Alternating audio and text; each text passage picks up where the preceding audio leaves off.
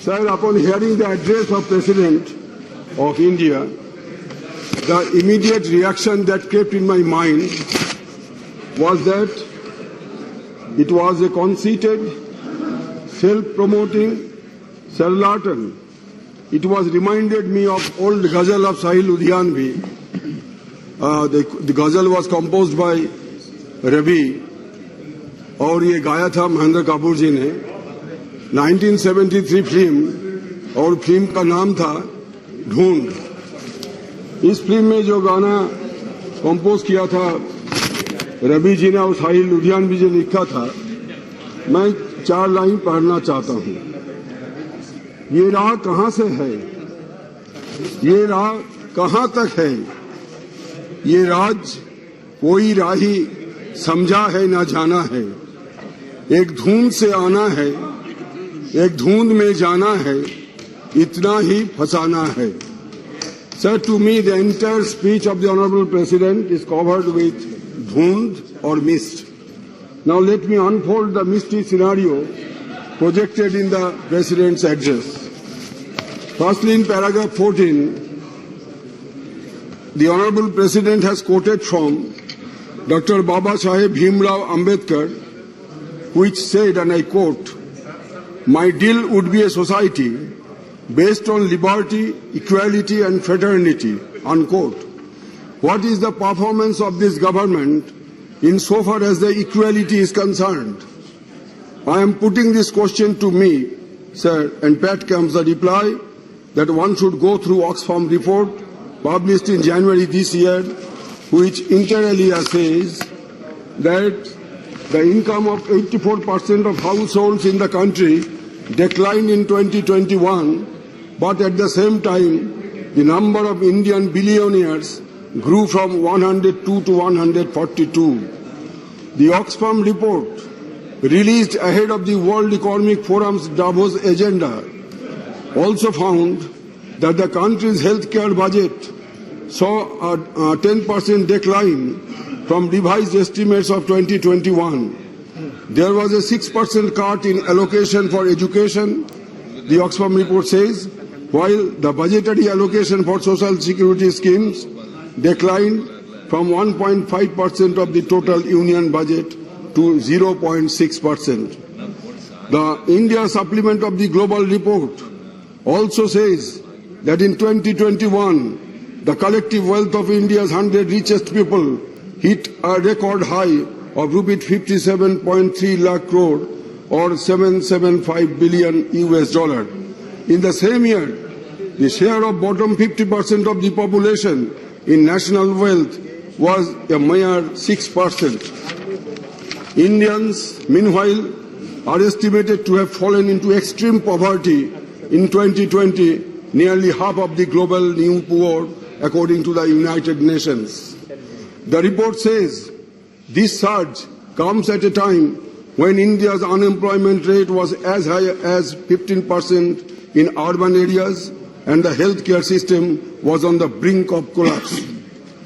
Sir, according to Oxfam India CEO, he said that, quote, "stark reality of inequality contributing to the death of at least 21,000 people each day, or one person every 4 seconds." Sir, this report also indicates that a particular company which ranked 24th globally and second in India witnessed its net worth multiply by 8 times in a span of 1 year, from $8.9 billion US in 2020 to $50.5 billion US in 2021. And another company, its worth doubled in 2021 to US $85.5 billion from $36.8 billion US in 2020. So this is the economic disparity that has occurred in the last financial year in India. Sir, the Oxfam report also points out to the increase in indirect taxes as a share of the union government revenue last 4 years, while the proportion of corporate tax in the same was declining.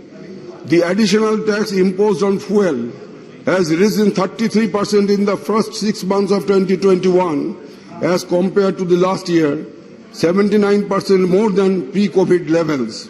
At the same time, the wealth tax for the super rich was abolished in 2016. So lowering of corporate taxes from 30% to 22% to attract investment last year resulted in a loss of 1.5 lakh crore, which contributed to the increase in India's fiscal deficit, the report says. And there was no increase in private investment in spite of so much avenues given to them by the government. Sir, the report further says that despite country's federal structure, the structure of revenue kept the reins of resources in the centre's hands, and yet the management of the pandemic was left to the states who were not equipped to handle it with its meager financial or human resources. Sir, now, if you go through this, this is the real picture of equality, sir. This is how this economic disparity has affected the entire nation, not only during COVID, but even before and after that. Sir, this is the real picture of inequality among the richest, rich, middle class, marginalized, and the poorest of the poor of the country. What a splendid achievement of this India government for the past 7 years. Sir, according to estimates by Center for Monitoring Indian Economy, 2 crore Indians, they lost their jobs in April-May 2021. In October 2021, at least 5.46 million Indians lost jobs, and in November last year, 6 million salaried jobs were lost. There is no whisper in the President's address about this alarming joblessness in the country due to policy paralysis of the union government. And, sir, and the government, this government assured that there will be creation of jobs for 2 crore unemployed youth every year. And this is the real picture that the Center for Monitoring Indian Economy, they have assessed. Sir, let us see what the Honorable President has stated in paragraph 79 of his speech. Only one line I would like to quote with your permission. Quote, today, the country's achievements and success are as limitless as the country's potential and possibilities. Sir, this, sorry, sir. In paragraph 79, I have mentioned the President's address, but according to Oxfam report again, published in January 22, India falls in all international indices. For example, Human Development rank is 131 out of 189. In Hunger Index, India's rank is 94 out of 101 countries. Peace, 139 out of 163. Happiness, 144 out of 153. Healthcare, 145 out of 195. Gender gap, 140 out of 156. Environment, 168 out of 180. Internet quality, 79 out of 85. Water quality, 120 out of 122. Press freedom, 142 out of 180. Per capita GDP, 142 out of 189. Health expenditure as percentage of GDP, one of the lowest in the world. Expenditure on education is among lowest in the world. National Education Policy of 1968 recommended for spending 6% of GDP for education, but so far we have only invested allocated 3%. ऐसी सफलता के साथ देश आज अमृत काल में प्रवेश कर रहा है। अमृत 142 बिलियनियर पी रहे हैं और देश की आम जनता जो पी रहे हैं वो अमृत नहीं है, हलाहल है, हलाहल। जैसे कि समुद्र मंथन के समय प्रभु महादेव हलाहल पी के नीलकंठ हो गए थे, हमारे आम जनता का नसीब में आगे जो हलाहल काल आ रहे हैं, न जाने क्या भयंकर स्थिति पैदा होगी। ये सरकार बोलते हैं बहुत, लेकिन इसकी असलियत क्या है? मधुतिष्ठति जीवभाग्रे हृदयेतु हलाहलम। Sir, there are other achievements too of the government. For example, the surgical attack on the federalism, which otherwise is a basic structure of the Constitution as ruled by the Supreme Court of India. The Home Ministry has recently extended the jurisdiction of Border Security Force from 15 kilometers to 50 kilometers in the states bordering with Bangladesh and Pakistan without having any discussion with the concerned states. This unilateral decision on the part of the central government is an attempt of coercion upon the elected state governments having international borders. Similarly, the recent fatwa proposing amendment to IS cadre rules is arbitrary and a veiled attempt to centralize executive powers of the states.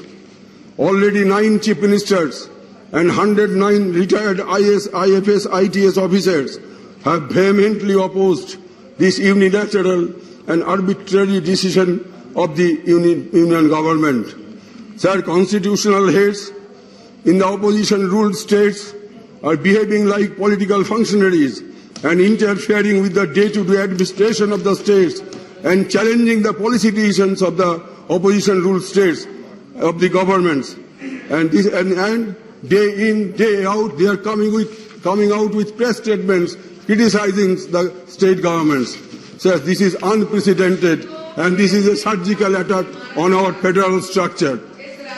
Sir, assault on constitutional and because this government has forgotten the first article of the Constitution of India, the very first article.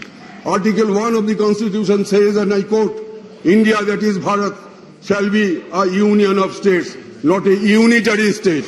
But these steps are actually supporting to form this country, transform this country into a unitary state to help strengthen the passage of totalitarianism. Sir, assault on constitutional and statutory institutions like Election Commission of India, CVC, CNEG, CBI are well known. They are also being exploited for political advantage of the ruling party and against the opposition parties. Sir, most of these institutions have turned to be breeding grounds for selected group of retired government servants who are not only being appointed by the government to serve them beyond their service tenure, but also getting extension after extension in their extended service career. But the government is not too much satisfied with that only. This is why on the National Voters' Day, the Honourable Law Minister said, and I quote, in the name of independence of judiciary, independence of election commission, independence of legislature and executive, if there is no coordination, then how will we work? How will one run the country? Unquote. Hence the government wants to have a committed judiciary, a conducive election commission and the agencies, so and so forth, in the name of so-called coordination. Sir, the President's speech has not addressed this growing problem of attack on time-tested institutions and authorities. Sir, in the name of economic reforms, the government has emerged as a Vikreta Sarkar, a seller's government, in as much as it has decided to sell out almost all public properties. These are PSU banks, insurance companies, and even profit-making public sector enterprises. Sir, PSU banks earned net profit of rupees 31,820 crores in 1 year, that is last fiscal 2020-2021, which is the highest in last 5 years. Sir, yet government wants to sell PSU banks to private sector, for which Banking Nationalization Amendment Act is reportedly in the offing. The government policy is to privatize profits of public sector on the one hand and to nationalize losses of private sector on the other. I am giving one example. Vodafone Idea, the private telecom company, owes the government rupees 1,70,000 crore, whereas rupees 16,000 crore shall be invested by government in their share capital. Is this not crony capitalism? On the one hand, bad loans written off by public sector banks from 2001 to 2021 amounts to rupees 9,88,160 crores. In 2021 alone, rupees 1,31,894 crores was written off. On the other hand, the public sector banks have reduced rate of interest on savings account from 6% to 2.9%, and in fixed deposits from around 12% to 5% in detriment to the interest of the common people.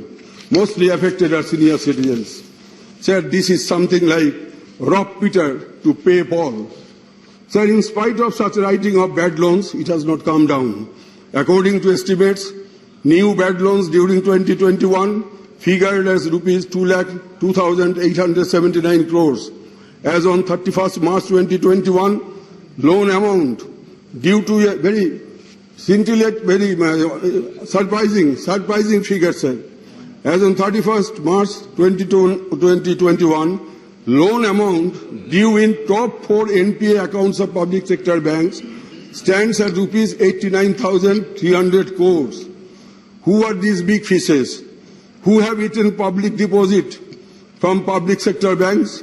Why has not government shown any courage to name them, not to speak of taking criminal action against them for open loot of public money? Sir, I am sorry to say the President's address does not reflect anything about the measures supposed to be taken by the government to arrest this unholy nexus. Sir, such is the case of revelations made by international consortium of investigative journalists through Panama Papers, Paradise Papers, and of late the Pandora's Papers. More than 1,000 Indians have stashed black money outside the country in the offshore tax haven. How many of them have been arrested? How much black money has been recovered? Publish a white paper. I urge upon the government to publish a white paper the way Pranab Mukherjee, when he was the finance minister in 2012, he published a white paper on black money. If this government has the courage to inform the people about the action taken by this government to unearth black money, let the government publish a white paper on black money following the footsteps of Mr. Pranab Mukherjee, late Pranab Mukherjee. Sir, before I conclude, I would like to refer a portion of speech delivered by Honorable Justice D.V. Chandrachud, an eminent justice, jurist of Supreme Court, published in the Indian Express on August 29, 2021, wherein the Honorable Justice said, I quote, this is in public domain because it was an online address, "Speaking truth to power is not only a right, but also the duty of every citizen, and the way to achieve this is by strengthening public institutions such as ensuring the freedom of the press and the integrity of election, acknowledging and celebrating the plurality of opinions, and by committing oneself to the search for truth as a key aspiration of society," unquote. Hence, if I believe in the freedom of press, I cannot characterize the media as superi media. And even if I have no faith in this government, I cannot term this government as superi government, because that will be an irresponsible act on my part as parliamentarian. Justice Chandrachud also said, one line more, quote, "One cannot only rely on the state to determine the truth, as it may not always be free of falsehood," unquote. Sir, in this quest for truth, I am asking myself as to whether I should believe that New York Times is lying, Citizen Lab is lying, Amnesty Tech is lying, French government is lying, German government is lying, US government is lying. Apple and WhatsApp, who have sued NSO, are lying. Only government of India stands in splendid isolation with the truth about Pegasus. This is my submission, sir. With these words, I conclude. Thank you very much. Thank you.